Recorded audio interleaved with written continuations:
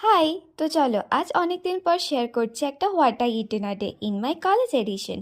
তো কলেজে যাওয়ার আগে প্রতিদিনের মতো আমি ভাত খেয়েই বেরোলাম, আর ভাতের সঙ্গে আছে শাকের তরকারি, মাছের ঝাল, চাটনি আর একটা মিষ্টি। দেন কলেজের লাঞ্চ টাইমে খেয়েছিলাম মুড়ি, চানাচুর আর কিছু একটা ডাল সিদ্ধ দিয়েছিল মা।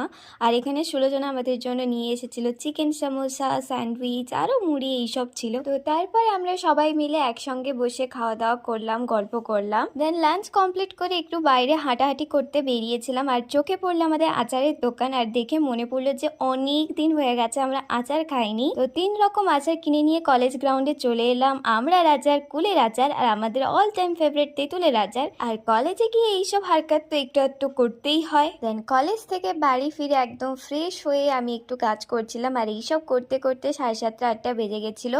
তো তারপরে স্ন্যাক্স আর কিছু না খেয়ে করলাম ডাইরেক্ট রাতের ডিনার। আর ডিনারে ছিল ভাত আর চিকেন। দেন তারপরে একটু দইও খেয়েছিলাম, মিষ্টি দই। জানি রাত্রেবেলা দই খাওয়াটা উচিত নয়, বাট আমি লোভ সামলাতে পারিনি, তাই একটু মিষ্টি দই খেলাম। সো এই ছিল আমার সারাদিনের খাওয়া দাওয়া। যদি ভিডিওটা ভালো লেগে থাকে তাহলে লাইক কমেন্ট করো। বাই।